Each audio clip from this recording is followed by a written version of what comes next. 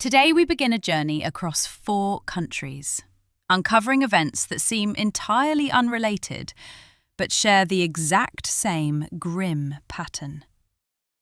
These are ordinary urban spaces, commercial parking lots, international amusement parks, and quiet suburban homes where millions of people live, work, and seek convenience every day. Yet, in just a few fleeting moments, the line between a normal day and a fatal tragedy was completely erased. 4 lives came to an end, not because of a mechanical failure or an unpredictable natural disaster, but due to a critical breakdown in human behaviour. In today's story, we will follow closed investigative files, decode ignored warning signs, and examine why the illusion of ego ultimately paid the price against unyielding physical laws. Manchester, May 2019. A normal Friday afternoon, like thousands of others in a central commercial parking lot. The sound of car engines fades. The rhythmic clanking of a security guard's chains maintaining a distant barrier echoes regularly. Modern society operates on an invisible social contract, a minimum level of mutual courtesy between strangers. We line up, we wait our turn, and we allow just enough space so that our front bumper doesn't hit the rear of another car. But sometimes, that contract shatters over a few square meters of concrete. Donna, a 39-year-old administrative assistant, holds the steering wheel of her car, her eyes scanning the rows for an empty spot. According to memoranda from the subsequent Metropolitan Police investigation, Donna had her indicator on, preparing to reverse into a space that had just opened up. But from the opposite direction, a grey sedan veered straight in, taking the spot as its tyres screeched against the painted floor. A typical human reaction would be a sigh, a shake of the head, or a long, angry honk. From the outside, it was a petty civil dispute, but Donna did not stop at a honk. She opened her car door. The sharp, decisive click of her heels echoed off the concrete floor, carrying all the accumulated frustration of unvented workplace stress. She pursued the man who had just stepped out of the grey sedan. Personnel records and statements from former colleagues at the administrative agency described Donna as someone with a pattern of using psychological and physical pressure to control relationships. In the past, these outbursts always yielded results. Her ex-husband would retreat in silence, and colleagues would yield to avoid trouble. Over the years, her brain had established a false comfort zone. Aggressive behaviour was an effective tool, and it had never cost her any serious physical consequences. Donna blocked the man's path right before the elevator entrance. She insulted him with harsh language. The man stepped back, hands by his side, refusing to respond. A bystander, according to court witness statements, approached Donna and whispered, "Let it go, young lady. It's just a parking spot." The first intervention signal had appeared, a chance to cool down. But Donna turned, yelled at the bystander, then swung around, raised her hand, and struck the right cheek of the man. At this point, Donna's behaviour is clearly wrong. But a parking dispute and a physical altercation usually only result in a misdemeanor citation for disturbing public order. Donna reacted based on an instinct to claim what she thought was hers. She couldn't have foreseen anything worse. That's true. On the surface, it looked like a low-level escalation of urban friction. Donna's confidence rested on the assumption that the other party would back down like everyone else she had ever encountered. But that confidence completely overlooked a hidden variable masking itself behind the man's silence. Medical records presented to the judicial panel during the later trial exposed a different reality. The man had been discharged from a mental health facility just 3 days prior. He was undergoing medication adjustments, leaving his nervous system highly vulnerable to sudden triggers of violence. A technical review of the security camera footage showed that he had actively tried to avoid conflict, backing away a total of 3 times as Donna pursued and cornered him. His silence was not weakness or submission. It was a final internal defense mechanism to keep his impulses from breaking out of control. The moment Donna's hand struck his cheek, the social contract vanished. In its place was the pure biological reflex of an overstimulated nervous system. The man struck back. A single left-handed counterpunch landed squarely on Donna's jaw. The weight of the 39-year-old woman lost all momentum. With no defensive reflex to catch herself, she fell backward. The sound of the back of her head impacting the concrete floor of the parking lot echoed, dull, sharp, and then total silence. But if the man had a documented medical history and tried to back away 3 times, wouldn't the legal system view this as an unpredictable reaction, or an accident due to a diminished capacity to act? The court spent months reviewing the evidence before delivering a verdict. They reduced the charge to manslaughter and ordered mandatory treatment in a secure medical facility. The shift from a civil dispute to a fatal event occurred not because the law was ambiguous, but because a human behavioral error triggered an invisible, ticking time bomb. Donna did not pass away immediately at the scene. She was rushed to the intensive care unit of a Manchester hospital in a deep coma. The mechanical rhythm of the ventilator hissed steadily by the bedside, fighting to maintain oxygen to a brain that had suffered severe trauma from the impact to the back of her skull. Each beep of the heart monitor served as a reminder of the thin line between life and death. More than 10 hours passed. Donna's relatives watched the numbers on the screen steadily decline. A few moments of arrogance in a parking lot had translated into an irreversible physical sentence. The ventilator slowly faded into a flat, continuous tone. Donna was 39 years old, all over a single parking space.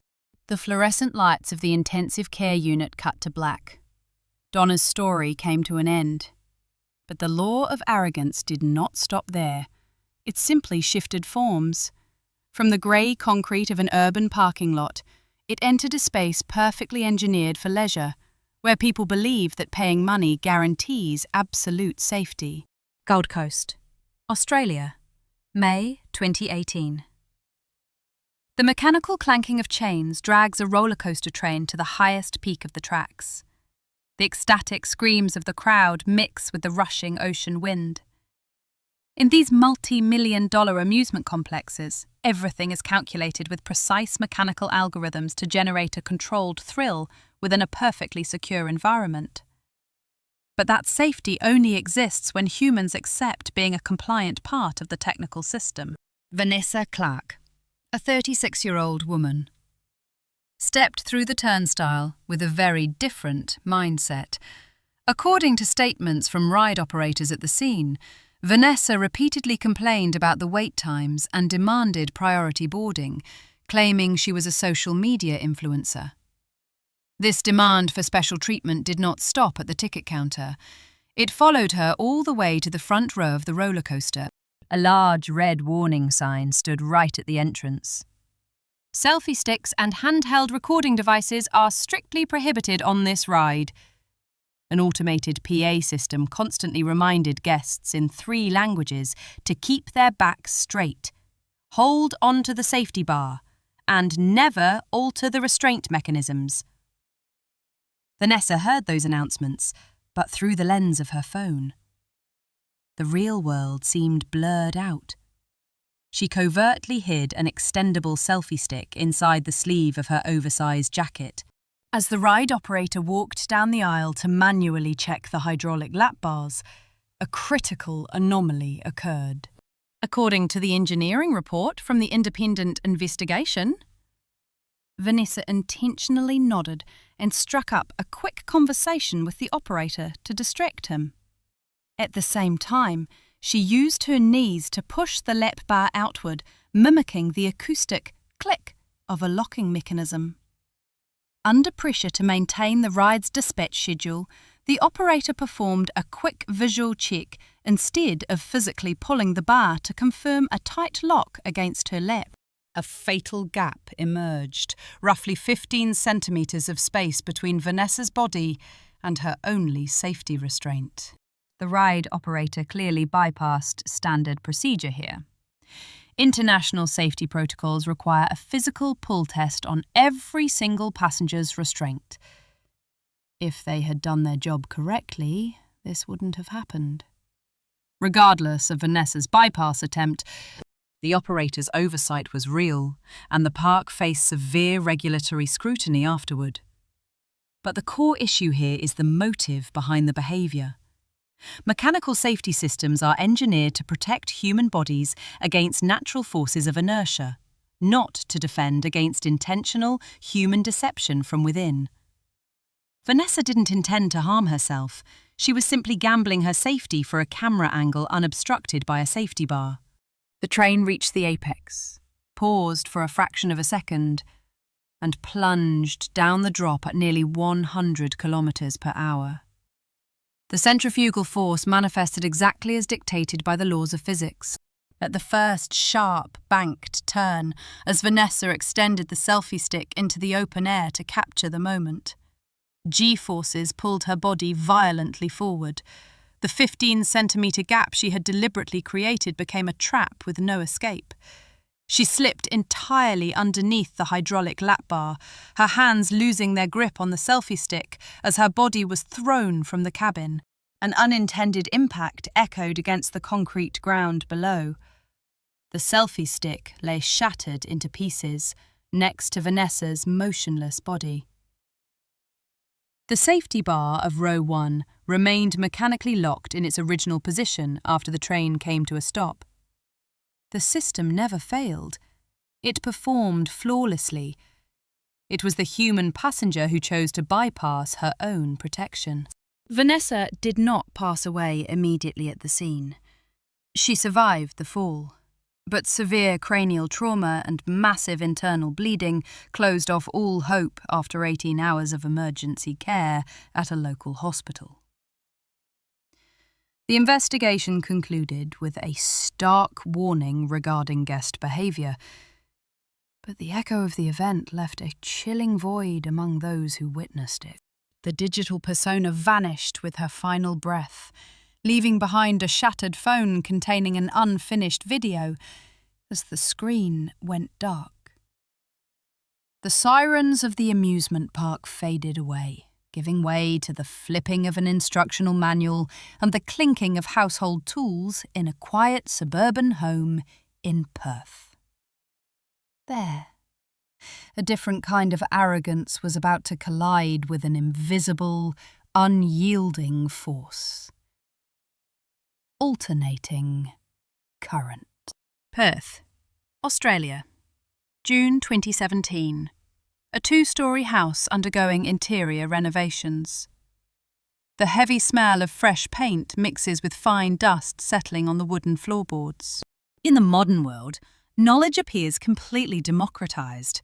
With a single tap on a screen, anyone can find thousands of DIY tutorials, from building a table to painting a wall, or even wiring a complex electrical system. The internet creates a dangerous illusion. It makes people believe that 10 years of trade experience can be fully replaced by a 3-minute summary video. Melissa Grand, a 39-year-old interior designer, stood looking at a partially dismantled wall outlet. According to investigation files from the energy safety regulator, Melissa had previously called a licensed professional electrician to handle the home's lighting and outlet wiring. However, upon receiving the quote, she viewed the price as an overcharge and reasoned that the task was far too simple to justify such an expense. Text messages recovered from Melissa's phone showed her using derogatory terms when discussing the electrician with her husband, claiming that manual labour was something anyone with a normal pair of hands could finish in half an hour. She dismissed the tradesman from her property, Melissa decided to do it herself to prove her point. She opened the internet and searched for a quick wiring tutorial. The algorithm offered two options. The first video required a strict process: go down to the service panel, shut off the main circuit breaker, and use a voltage tester twice before touching any wiring. The second video, shorter and more direct, suggested that simply turning off the wall switch was enough to cut power to that specific local outlet. Melissa chose the second video. She opted for convenience and speed over a tedious safety protocol. She walked over to the switch panel and toggled the wall switch to the off position.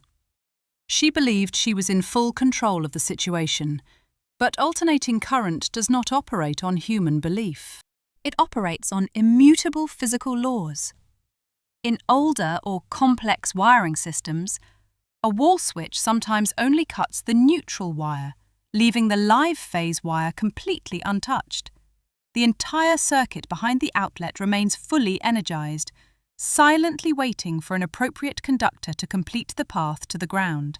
At this stage, Melissa was just trying to save money by following an available online tutorial. Many people still perform minor home repairs by simply turning off a switch. This can be seen as a common oversight rather than deliberate arrogance. The lack of specialized knowledge is real. But the psychological turning point was her choice to actively reject and demean a professional's expertise in favor of an anonymous online source. Melissa's confidence was fueled by a bias that manual trade skills are basic and easily copied. When a person believes they are smarter than the system, they place themselves directly into a hazardous physical experiment. Melissa used pliers to strip the protective insulation off the first wire.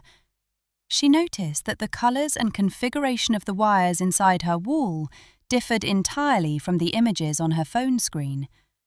The forensic report noted a brief pause.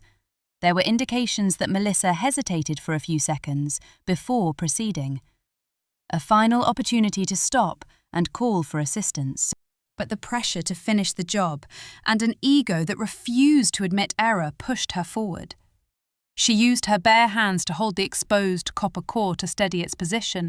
The 240-volt alternating current instantly found the shortest path. Through her bare palm, up her arm, across her chest, and down into the damp concrete subfloor. An immediate biological muscle contraction occurred within the first millisecond, forcing her fingers to grip the live wire tightly rather than letting it go. There was no scream, only the sound of a body collapsing onto the wooden floor, sending the metal pliers clattering into the corner. When her husband returned home that evening, the living room lights were still functioning because the wall switch remained on, but Melissa had been unresponsive for hours. Arrogance toward a technical profession had extracted a heavy price. The current had stopped only after a residual current device eventually tripped, leaving behind a completely silent room. The consequence of incomplete knowledge had been delivered. Bringing our observation to the final tier of human arrogance, where anger and entitlement do not just break technical rules, but render a person blind to an unfeeling, automated environment. Entitlement, when it reaches its peak, often borrows social status or financial leverage to create an illusion of power, the assumed right to dismiss others. But in a world governed by unfeeling physical structures, titles, VIP memberships, and threats of escalation lose all their systemic weight. Melbourne, April 2018. Inside a high-end fashion boutique located in a bustling central shopping district, the space is filled with the scent of expensive essential oils and calm. Instrumental jazz music. Angela Moore, a 38-year-old real estate professional, stands at the checkout counter in a highly agitated state, according to statements from witnesses at the scene. Angela had accidentally torn a designer dress while trying it on due to her own haste, when the store staff politely informed her of the standard policy regarding damaged merchandise. Angela immediately reacted with severe entitlement. Statements later collected by police from 10 of her former assistants painted a consistent portrait. A person who regularly berated subordinates and viewed the compliance of service workers as an absolute entitlement. Angela shouted at the manager, refused to pay, and declared she would use her industry connections to ensure the entire staff lost their jobs. She turned on her heel and marched angrily toward the exit. Angela's mind was completely occupied by a desire to retaliate. She pulled out her phone, staring intently at the screen to draft a formal complaint to the corporate executive board. Her stilettos made sharp, rhythmic clicks against the highly polished floorboards. The store had just completed maintenance and installed a brand new full-length, frameless glass door system earlier that morning. The glass pane was completely transparent and had not yet been fitted with warning decals, which violated the local urban retail safety standards at that time. The store manager, seeing Angela moving at a fast pace while entirely distracted, called out one final warning. "Please slow down, ma'am." The intervention signal echoed one last time, just 5 seconds before impact. But anger had created a total tunnel vision effect in Angela's brain. She dismissed the warning, assuming it was simply further harassment from the individual she had just demeaned. Her hands were occupied with her handbag and her phone. Her head was tilted down, and her body surged forward with significant momentum on narrow heels that compromised her stability. Angela walked directly into the solid glass facade. The head-on impact threw her violently backward. Because both hands were occupied with her phone and bag, she failed to execute the natural reflex to break her fall. The unmitigated momentum drove the back of her head directly into the hard, solid floor. A sharp impact cut right through the boutique's jazz music. And then, Angela's phone slid across the floor, its screen still glowing with the unfinished text of her complaint. In this instance, the store's systemic failure is clear and substantial. They installed a massive, completely transparent glass wall without any safety markings, violating basic building codes. Anyone, regardless of their emotional state, could have walked into that glass. The business carries structural liability for this outcome. The boutique was subsequently fined heavily by regulatory bodies for violating safety standards. That represents the system's share of liability, but the core lesson lies in the fatal convergence of a structural hazard and human behavioral error. Walking into a glass door at a normal pace rarely results in a fatal injury, but the narrow heels that compromised her balance, hands that refused to drop personal items to break the fall, and most importantly, actively ignoring a direct verbal warning from the manager 5 seconds prior, transformed a minor trip into a fatal cranial injury. Angela did not pass away immediately. She lay on the floor, her eyes unfocused, still attempting to utter bitter words to those around her before slipping into a deep coma caused by intracranial bleeding. In a cruel twist of irony, the very employees she had insulted and demeaned just moments before were the first to kneel by her side, using clean fabric to control the bleeding and administering basic first aid while waiting for paramedics. They fought to preserve the life of a person who had just tried to disrupt theirs. Angela passed away in the hospital soon after. A life of entitlement ended behind police tape in a high-end retail storefront. 4 incidents. 4 different countries, yet they all converged on an identical timeline. A warning signal always sounded right before the point of failure. From a bystander in a Manchester parking lot, an automated PA system on a Gold Coast roller coaster, a professional quote from an electrician in Perth, to a manager's verbal warning in a Melbourne boutique. Our social safety infrastructure is built with numerous layers of redundancies, labels, and reminders.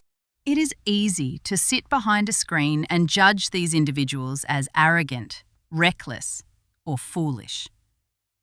But let us be honest with ourselves. How many times have we bypassed a basic safety boundary because we assumed, I know what I'm doing? How many times do we walk while glued to a screen, operating on a blind faith that the physical environment will automatically adapt to us? No safety mechanism can protect a person when they actively disconnect from physical reality to prioritise their own ego. What are your thoughts on the boundary between a simple oversight and an intentional act of overconfidence within these case files? Feel free to share your analysis in the comments below. The screen slowly fades to complete darkness. The mechanical hum of a ventilator draws a final breath and stops. The metallic clanking of a roller coaster chain grinds to a halt. The low hum of an electrical current falls silent, leaving only the sound of high heels clicking against a hard floor, terminating abruptly with a sharp, heavy impact. Total silence. The investigation officially concludes at the quiet storefront in Melbourne. The case files are closed. The judicial rulings have been executed, and the administrative penalties for structural oversights have been settled. But what remains behind the dust of these records is not merely a collection of urban accident statistics. It is an open question that challenges the mindset of anyone who has followed this sequence of human behaviour. We live in an era where convenience and technology create an incredibly effective buffer. Hydraulic lap bars, automated circuit breakers, and mandatory warning decals on glass panels, all engineered to shield individuals from the consequences of their own mistakes. Yet, this extensive systemic protection has inadvertently fostered a false sense of absolute security. It leads people to believe that the physical world must bend to their schedule, their status, or their anger. But these 4 cases, Donna in Manchester, Vanessa in Gold Coast, Melissa in Perth, and Angela in Melbourne, demonstrate an unyielding truth. Systems can fail, and humans can yield. But physical laws and biological reflexes do not compromise. A fatal breakdown never originates from a single source. It occurs at the exact intersection where a structural hazard meets a peak of behavioural overconfidence. When the final warning is dismissed and the last safety mechanism is bypassed, a person is left entirely exposed to the unyielding rules of reality. A reality that offers no avenue for appeal. The film ends. The house lights return. Each of us will step outside, rejoin the rush of traffic, look down at a phone while walking, or face a petty disagreement in public. Will your next decision be a careful step back, or the next point of failure?